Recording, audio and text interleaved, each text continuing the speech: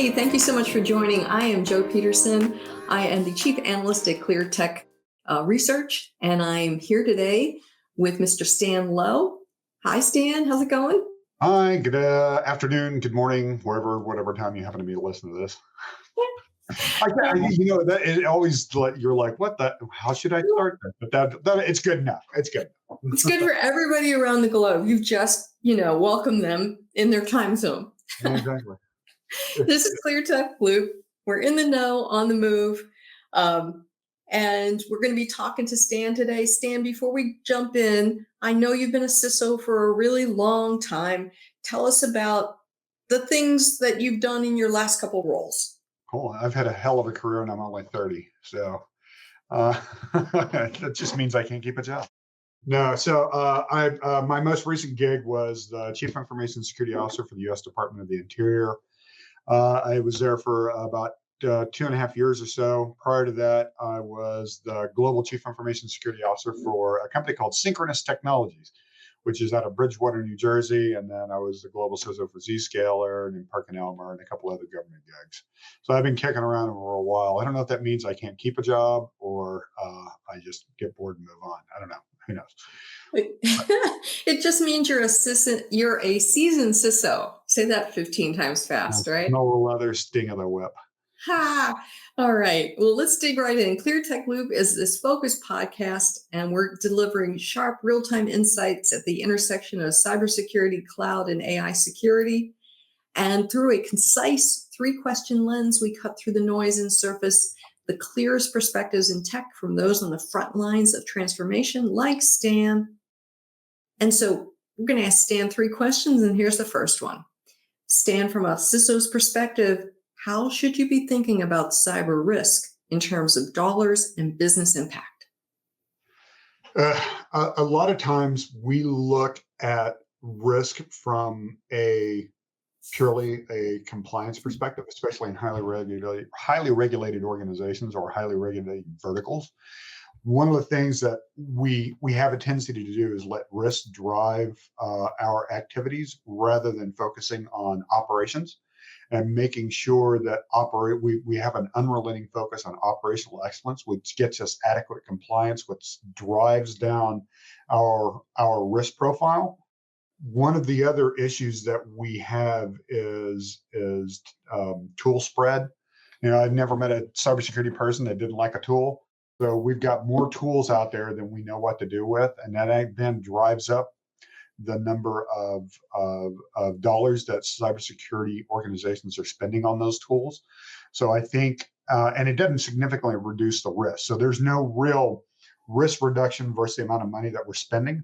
So I think what we're looking to do from my lens is to be more efficient with the dollars that we spend to help better the risk return or risk value or risk investment.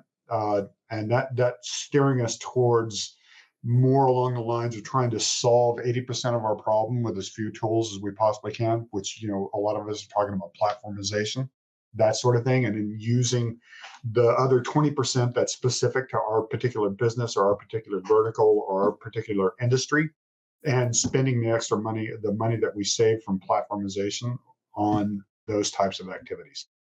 Things that are very specific to us, then we'll actually be able to provide business value, showing, hey, listen, we're no longer a cost center. We're cognizant of what the businesses are doing. We're trying to be enablers, that sort of thing. So I think that's how folks are starting to take a look at it. And I think industry should start to take note of that, as the days of, huge cybersecurity budgets are coming to an end, and they're starting to be flattened out, and you're starting to have to justify the amount of dollars that you're spending on your program versus the risk reduction that you're actually providing for the organization. That's a really thoughtful and fair response. And you highlighted something that is absolutely a trend that's occurring, particularly as I see it with someone of your level.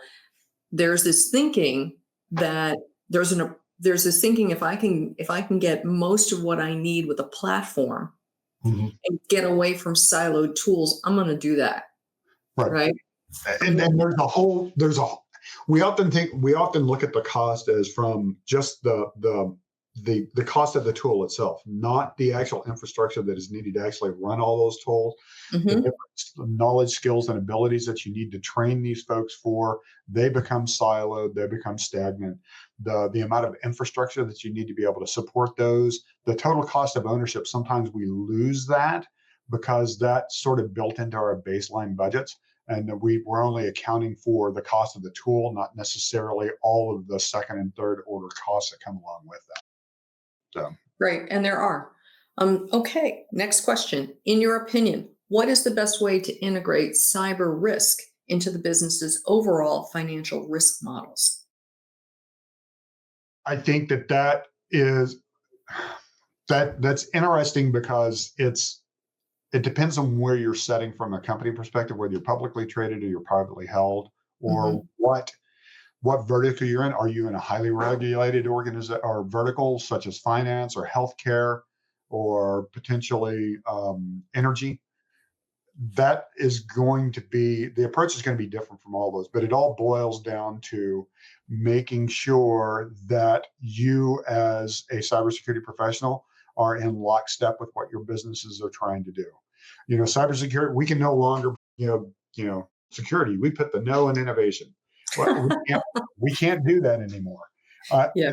In order for cybersecurity to be successful in any organization now, because we're also dependent upon technology and the internet to be able to drive our revenue and to be able to protect that revenue and be able to get our product messaging out there, that in order to be able to help the organizations, drive down the risk as much as you possibly can. That doesn't mean zero. That means within the risk acceptance profile of the organization which you're working with, is understanding what the business is doing, how they're doing it, what their goals and what their objectives are. And that means getting your ass up out of your chair and going and developing the relationships with those business leaders to understand what they're trying to do. So they talk to you in the beginning and not at the end, where you're now basically going, hey, listen, let's have a risk versus revenue conversation. And you know how that's always going to end is it's revenue is always going to win. And Right. basically go back and try and put band-aids on the risk that you've identified.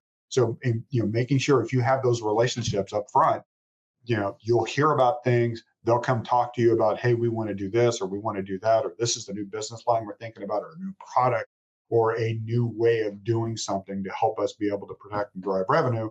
The ability to understand, at least at a 10,000 foot view, of what the hell they're talking about and understanding those business terms is going to help you help them drive down that risk. Consequently, the dollars that you're spending on this will be in line with the risk for the organization, and it won't be a technology risk; it'll be a business risk.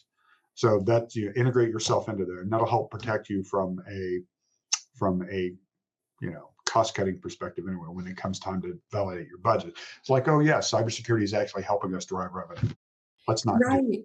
hit them. And Take it out of HR. No, I'm just kidding. and with that, you do something that's really important as a leader, I think.